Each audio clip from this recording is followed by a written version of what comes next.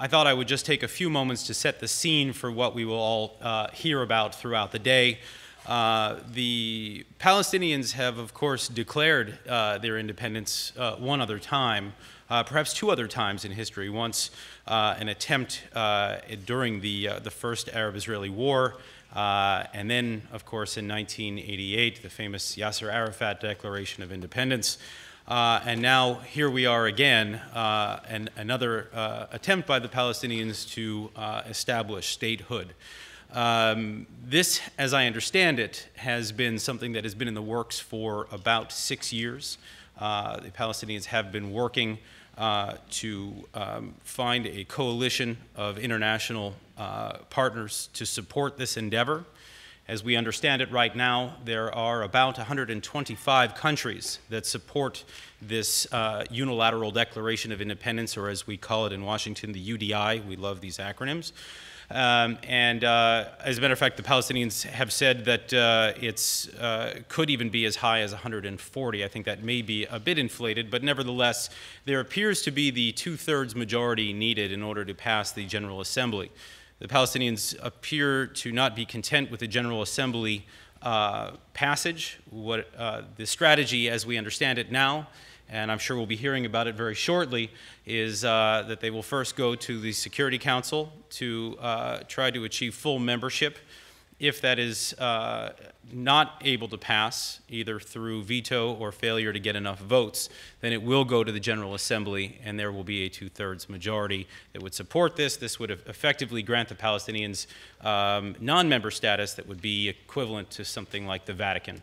But this is all sort of functionality here. What we're looking at beyond that is a diplomatic war, quite frankly, that has been taking place over the last several months, where the Palestinians have been pushing this agenda, the Israelis have been pushing back.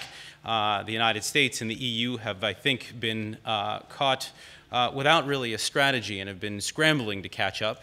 And it is in this context that we now ask two distinguished speakers to address us today. The first to address us will be Congressman Wexler. He represented Florida's 19th District in the United States House of Representatives before retiring in January 2010. Congressman Wexler was a familiar face in dealing with all things Middle East. And then following him will be Dr. Nabil Shath, who is currently Fatah's Commissioner of International Relations. He's a former acting Prime Minister, Deputy Prime Minister, and Foreign Minister of the Palestinian Authority and PLO. He has been a participant in negotiation processes, including the Y River Accords, Camp David, Taba, and Annapolis. This is an honor to be chairing this panel today, gentlemen, and we can start with Congressman Wexler, and I thank you very much for joining us today. The question before us, as I understand it, is how would a Palestinian state be able to exercise effective control over its territory and administration? And in what way would these objectives be strengthened by the Declaration of Independence? As a predicate, I think it's important for me to note that I do not support the Palestinian effort at the United Nations. I completely support the Obama administration's stated perspective thus far, which is that negotiations between the Israelis and the Palestinians are the proper way forward, and that a declaration, unilateral, multilateral, however it is you want to speak of it, in the context in which we are now talking, will not advance the interests of either the Palestinians or the Israelis. With that predicate, let me go into what I think is, I hope, at least a partial response to the stated question, and outline a number of measures, security measures, in essence, that are consistent with a two-state solution that can be taken by a new state of Palestine, or can be envisioned in negotiations between the Israelis and the Palestinians, so as to respect the sovereignty interests of the Palestinians, which of course would be crucial, and at the same time respect and answer the security concerns of the Israelis. And I would divide the steps, in essence, into four different parts. The first being Palestinian obligations and Palestinian restrictions.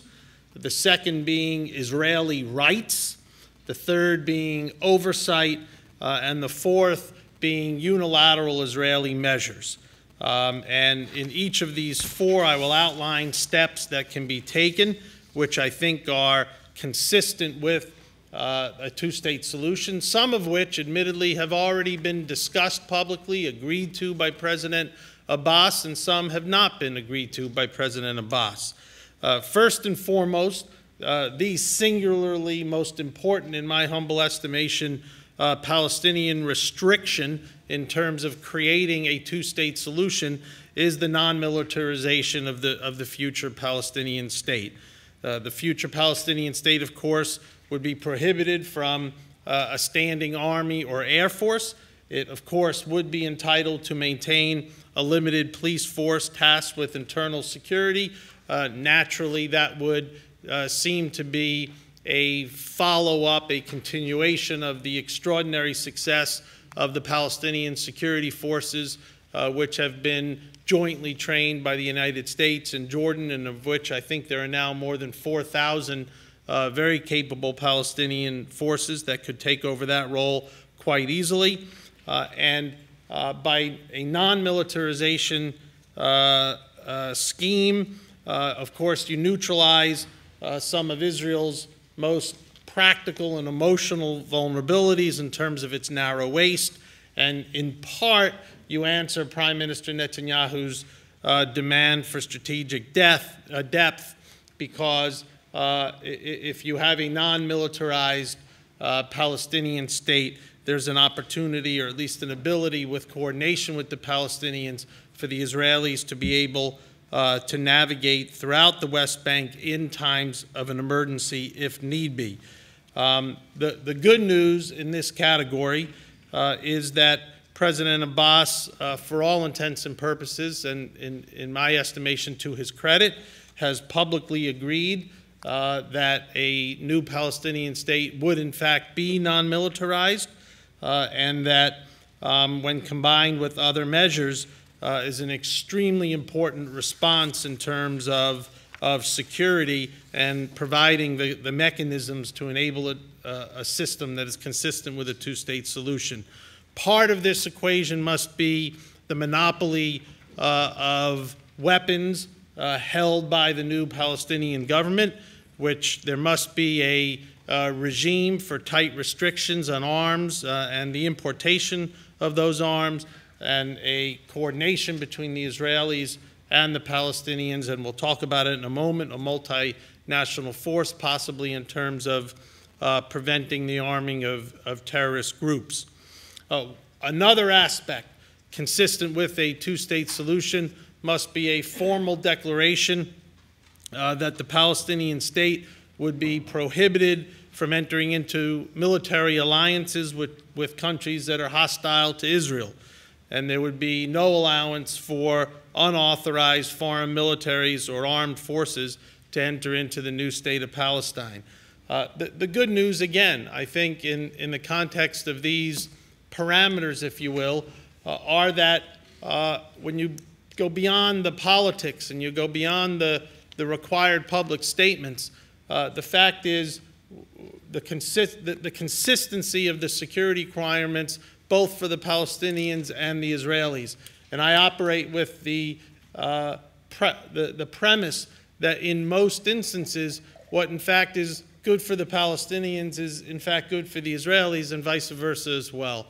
Israeli presence in a new Palestinian state, while even if it was not invasive, would send a certain message from the Palestinian perspective of the continuation of the occupation, and that therefore that presence must be limited, if at all. And certainly the good news is that with today's technology, Israel can have a very significant presence at key posts, but some of that presence, or at least the vast majority of it, can be remote and done either through technology or a combination of a multinational force and so forth.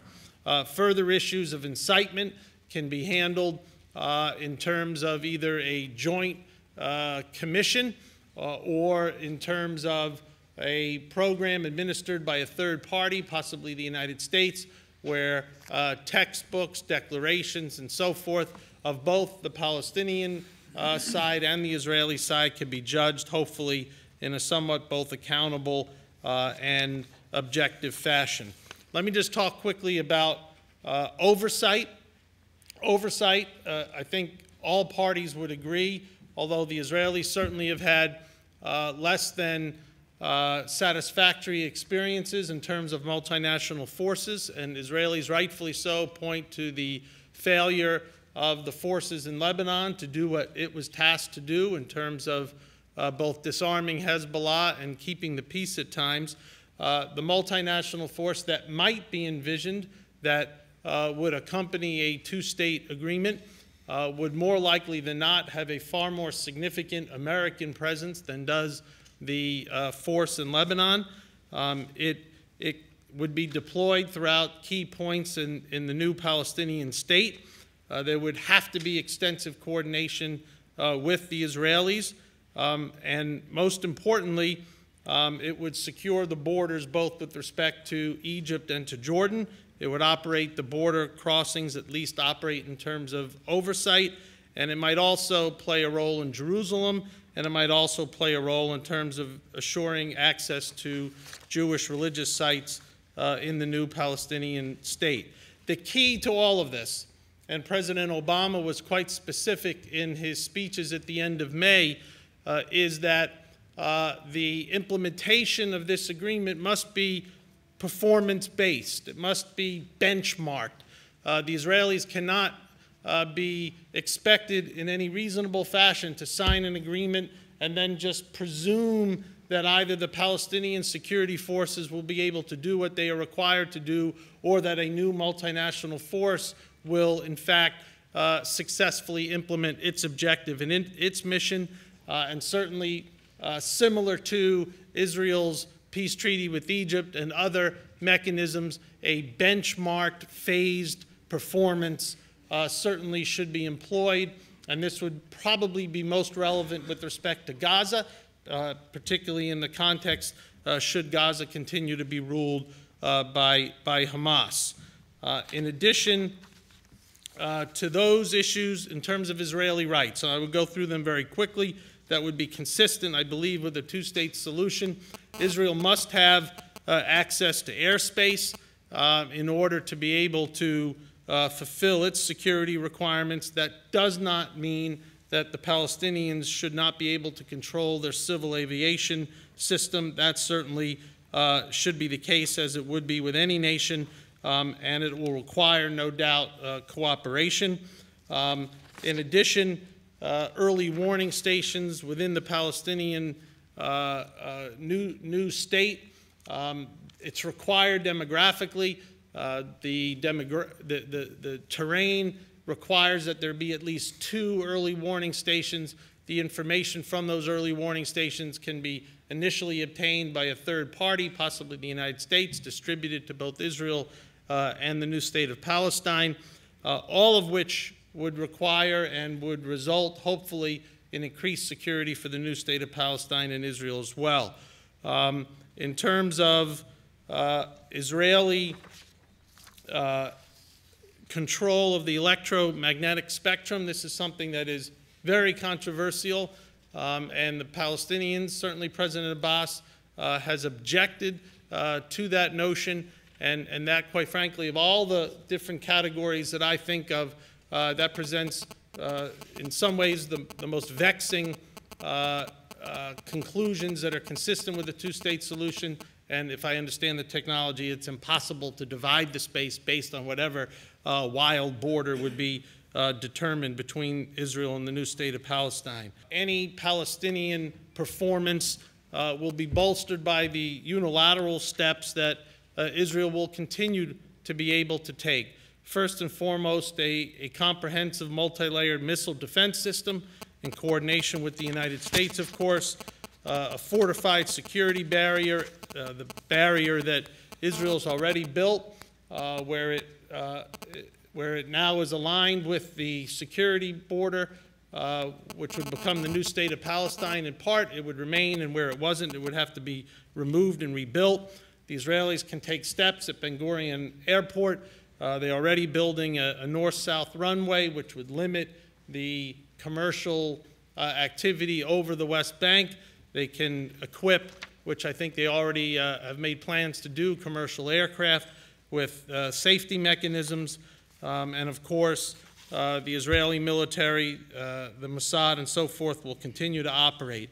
The point of going through all this was not to, in any way, I hope, provide either an exhaustive or a boring account, but simply to quickly answer in a time where we, I think, are quite depressed in the context of a unilateral attempt by the Palestinians that is not supported by the United States, to offer some glimpse of hope that should we be able to, in the next few days and weeks, find a formula that allows the Israelis and the Palestinians to get back to some type of constructive negotiation, that in fact there is greater hope and greater opportunity than the present conditions might otherwise allow. And let me close with this. I don't want to, I hope, sound completely one-sided. I mean, the American position is clear, and that is we oppose the Palestinian effort at the United Nations. President Obama, no doubt, should part of this effort find its way to the Security Council, exercise America's veto at the Security Council. But this is not in any way an illustration of America's lack of commitment to creating a viable, contiguous Palestinian state in which the Palestinians rightfully will be able to exercise sovereignty. As we speak, Dennis Ross and others are in the region hoping to initiate what might be, or at least the last opportunity for such a discussion or negotiation before the UN meeting. We are mindful that this was not President Abbas's Plan 1 or Plan A. I think it is important to note that President Abbas, while we would have liked him to find a different formula to get back to negotiations and still hope that he will, it would be, I think, the opinion of a vast majority of Americans, although there are some here that would take exception with what I'm saying. President Abbas no doubt has at times exhibited a willingness to negotiate in good faith, to show himself as a true partner in an effort, and we hope that he will get back to the negotiation table under some formula. One last thing. There's an extraordinary role for the Europeans, particularly the British, to play a mediating role in these last few days. We've been negotiating for 20 years, and believe me, I have been in negotiation for almost 40 years, 20 years before the official negotiations started, when it was illegal for Israelis to negotiate with Palestinians of the PLO. I did that all through my life. And so it isn't at all that we disagree with President Obama's prescription that we should go back to negotiations. And sometimes I laugh when I keep hearing it. What go for negotiations? Under what terms of reference? What happens to the land while we are negotiating? Are we destined to the fact that we continue to negotiate and we continue to be under occupation? We continue to negotiate and we continue to have our land eaten day by day, piece by piece. We continue negotiation, but the terms of reference of the negotiations keep changing every time. We talk about negotiations. I was with President Abu Mazen all through his last effort at negotiations, September of 2010. From Washington to Sharm el-Sheikh to the house of the Prime Minister in Jerusalem, and then less than summit in New York during the General Assembly meeting in New York. The terms have changed. Mr. Netanyahu does not recognize neither the roadmap nor the Oslo Agreement nor Resolution 242, nothing of that. He will not negotiate. He said he will not even allow President Abu Mazen to talk to him about those famous 5 or 6 items on the agenda until President Obama recognizes a state that is exclusively for the Jews, a Jewish state in Israel, thus jeopardizing the political and civil rights of 1.5 million Palestinian Israelis, Christians and Muslims, and jeopardizing the right of refugees whose case must be negotiated with the Israelis, including the right to return. And so, second is to accept Mr. Netanyahu's defense doctrine. Congressman Wexler referred to that a little bit. His defense doctrine is that nobody can defend Israel but Israeli soldiers, and therefore he will not accept third party, he will not accept surveillance, he will not accept any measure but the presence of Israeli forces in the whole Jordan Valley and possibly 10 kilometers deep inside the borders of Palestine with Israel in the West Bank.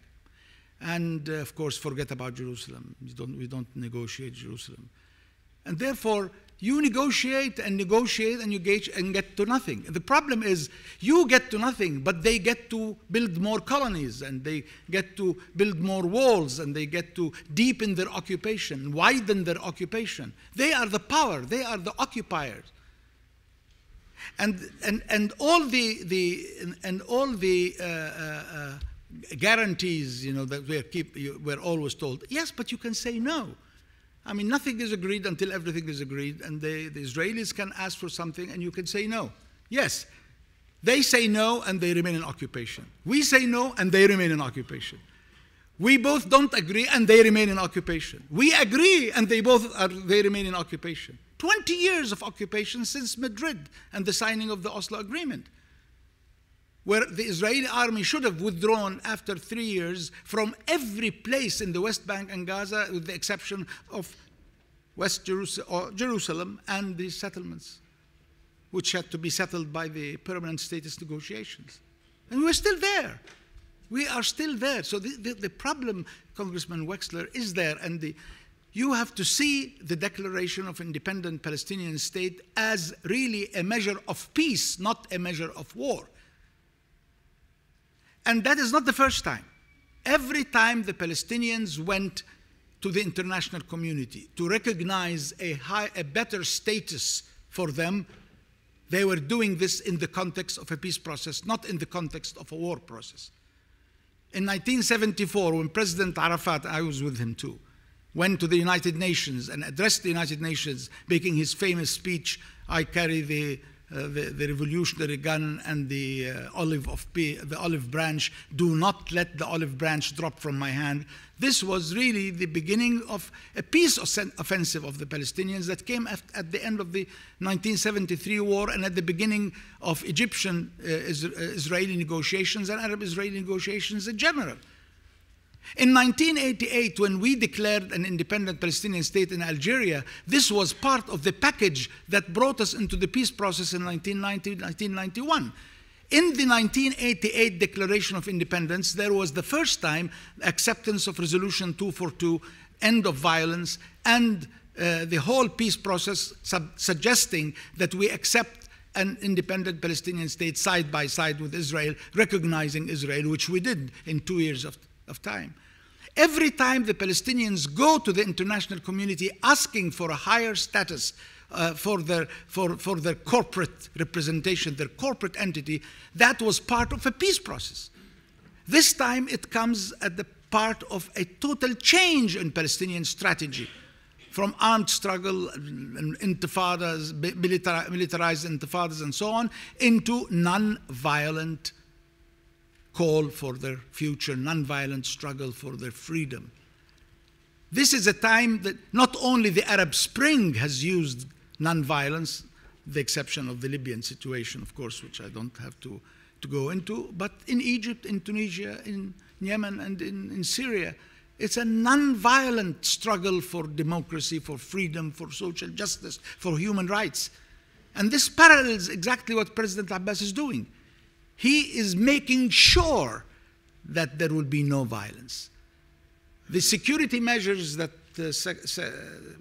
Congressman Wexler talked about have been a marvelous success, not only because we discovered how to train soldiers and how to deploy them in a way that prevents violence, it's because we were able to sell our people the idea of nonviolence as a way of achieving independence and creating peace after that. It is the conviction of the Palestinian people that their drive to declare their independent Palestinian state is part of their nonviolent struggle to get back to real negotiations that will end settlement and will start a real process leading to something like what the congressman had just talked about, which we have absolutely no problem with. Nonviolence is the project, the strategy that led to the Declaration of Independence. And that is why I think this is the way it should be seen, rather than in any other way. Sometimes I find it very, very difficult, in fact, to accept the term UDI. UDI had referred to only one instance in history, and that is the attempt of settlers in Rhodesia and Nyasaland to declare a state independent of Britain, the occupier that brought those settlers to Rhodesia and Nyasaland in the first place. This is when UDI was used. But the American Declaration of Independence is as unilateral as ever. There is nothing more unilateral than the American Declaration of Independence on the 4th of July, 1776, in my alma mater town, Philadelphia. The Israeli Declaration of Independence is as unilateral as ever. On our land, it never came as a result of negotiations with them or anything like that. The Declaration of Independence of Ireland from Great Britain is as unilateral as ever in 1918, when Britain was in full control of Ireland. Slovenia, President Turk told me we were lucky to declare unilaterally the independence of Slovenia, because otherwise we would have been really submerged in the post-Yugoslav war that have eaten everything out. The question is, unilateral declaration of independence is an act of self-determination that becomes bilateral when people recognize it, and multilateral when the United Nations accepted it. And that's what we're doing. We are going to 193 countries, asking them to recognize that state, and 127 of them have already done so. What more multilateral can you do or can you get? So, I'd just like to end by saying, this Declaration of Independence is morally, politically, legally, diplomatically, and in every other way, a legitimate, non-violent way of the Palestinians to try to get the Israelis back to real negotiations, to try to assert the right of the Palestinians for independence and for freedom and for peace and for future between them and the Israelis that protect the Israelis through any of these measures as it protects the Palestinian. 2, this is not a substitute for negotiations. We will get eventually negotiation. 3, this is not a call for war or violence. In fact, the Israeli attempt to make it look like this declaration will lead to violence is nothing but a preparation of a pretext to get to violence and to then accuse us of being terrorists coming back to order. We will not allow violence, and we will do everything possible, and we've showed that we are capable of doing it, because our people are with us for real peace and for a real attempt at creating 2 independent states side by side, and not to violence or confrontation. Thank you very much. I respect greatly Dr. Schaaf and his statement. I find it difficult to concur that the Palestinian effort at the United Nations will motivate either the Israelis, or for that matter, the American side, or arguably any other interested party in a constructive manner. The exception, I would argue, might possibly be the role that Europe may choose to play, but that remains to be seen. Having said that, and I want to underscore that the American position is concrete. We oppose the Palestinian effort. However, we are not unmindful of the events that have led us to this desperate state of affairs. And I think the Palestinians would have better served their cause even in the last 3 months had they opted for a different strategy. When Saeb Erekat visited Washington, a few days after President Obama's speeches in May, I and others suggested to Saib that President Abbas send a one-sentence letter to President Obama. President Obama, I accept the terms outlined in your May speeches for the basis of negotiations. This letter shall be in effect from today's date, June 2nd, June 3rd, whatever it may be, until September 15th or 16th. At that point in time, if there is no reciprocal response by the Israelis, we will have no alternative but to push forward at the United Nations. Instead, there was a mixed response by the Palestinians, and quite frankly, the Palestinians did not take advantage of the opportunity that Prime Minister Netanyahu laid at your lap, because Prime Minister Netanyahu's reaction to President Obama's speech was to torture President Obama's words. Prime Minister Netanyahu's response to President Obama's speech was that the 1967 lines were indefensible. That would be a proper response, possibly, by an Israeli prime minister, except that President Obama never asked that the 1967 lines be the basis of negotiations. President Obama asked that the 1967 lines with agreed territorial swaps be the basis of negotiations. And while that nuance may be lost on some, certainly it was not lost on Prime Minister Netanyahu.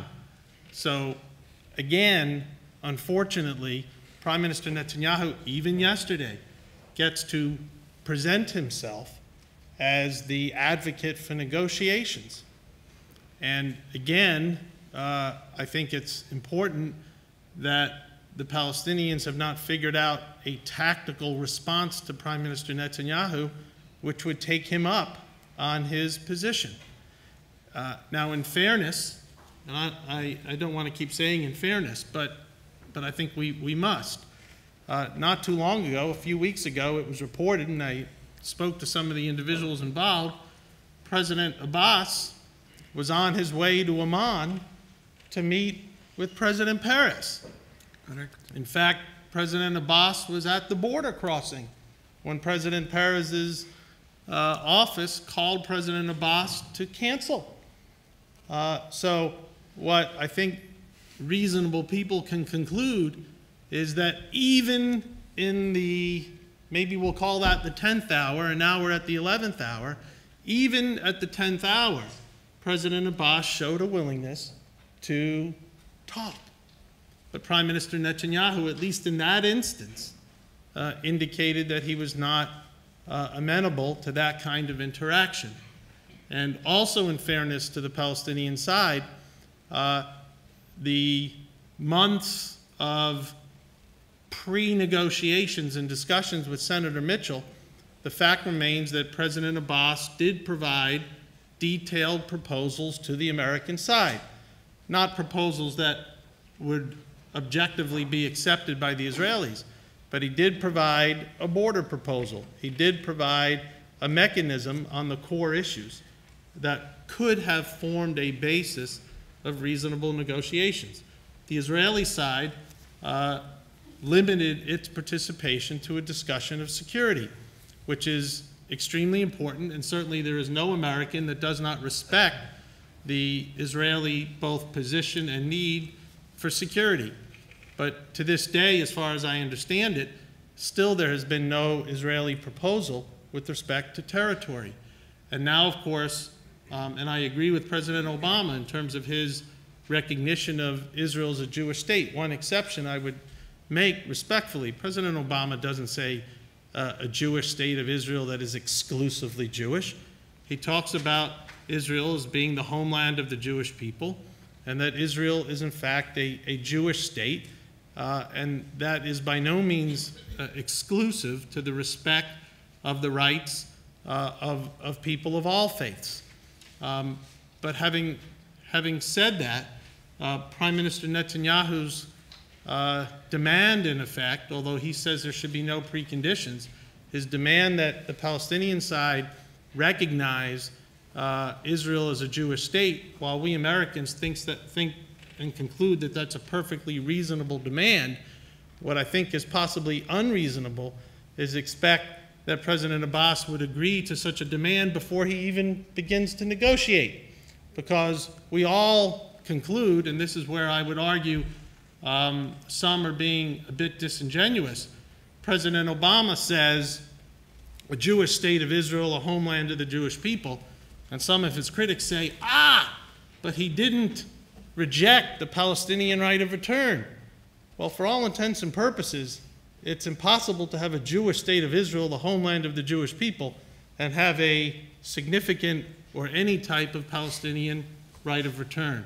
So while I conclude myself that there will be no Palestinian so-called right of return to the state of Israel, the point of a two-state solution is for the right of return to be to the new state of Palestine, it is also unreasonable to expect that the Palestinian president can give up the right of return as an opening act, just as an Israeli prime minister cannot share or compromise Jerusalem as an opening act. Those are the kinds of very difficult concessions a president or prime minister makes as a part of a closing act when he knows or she knows all of the other factors. I'd like to say there is absolutely no contradiction between the Palestinians declaring their independent Palestinian state, which is under occupation, obviously, and from continuing to go to negotiations. I mean, why should the attempt to bring us back to negotiations forestall our call to more international support for us that will really be a factor in strengthening our people's patience, determination, and willingness to accept all of those measures that peace will bring about? And I don't see, since we talk about the border of 67, which has really been the only basis that the world have accepted, Resolution 242, and all the commitments in the roadmap, all the commitments in Oslo Agreement and everything else, talk about the occupation of 67. We have already given our major concession, about 78% of Palestine occupied in 1948, that has become the State of Israel by recognizing the State of Israel. So what we are talking about is the border of 67 and the state on the border of 67. I see no reason why going to negotiation should end that quest. But there is no time left, and there is nothing that is offered recently that really shows any willingness to make use of Mr. Obama's offer. Mr. Obama's only teeth was to get the Israelis to stop settlements. And when Mr. Mitchell walked into President Abbas's room, I was there too, to say, President Abbas, I'm sorry, we were not able to deliver what we promised you. We could not deliver it. President Obama had made that offer 2 years earlier in Cairo, saying that in order to get negotiations and to get the Palestinians to negotiations, we've got to freeze all further colonization and settlement activities. So this was the only teeth in the issue that would have gotten some credibility. And Mr. Obama's last statement, by the way, I have great respect for Mr. Obama and his principles and his morality and his, but I understand his domestic problems and his re-election year and all of that, with absolutely forgetting the settlement problem and with the speed with which the Israeli government is now building new settlements. I don't think there is really much room for making a serious attempt at making negotiation a substitute for a state now.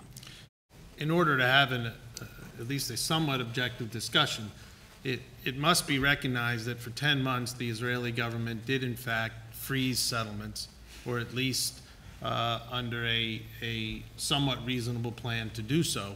And unfortunately, those 10 months were not taken advantage of. And so I think to just simply criticize the Israeli position in terms of the building of settlements, that may be fair in terms of the current affairs, but it's not fair to recognize or to not recognize the fact that Prime Minister Netanyahu for 10 months did in fact implement a settlement freeze. It is Mr. Barak who had told us several times during these months we violated this commitment hundreds of times. This is Mr. Barak, the defense minister of Israel. This was porous, and it did not include Jerusalem, and it did not include so many things, and during which we did not go away from negotiations. We went into proximity talks with Mr. Mitchell, and then we went into the September affair that I talked about. It wasn't our unwillingness to go to negotiations, nor was it any tight measure of getting settlement froze. And yet, President Obama was not able to extend it. After the September 19 hour of direct negotiations, President Obama was not able to get it extended. I mean, these are facts of life.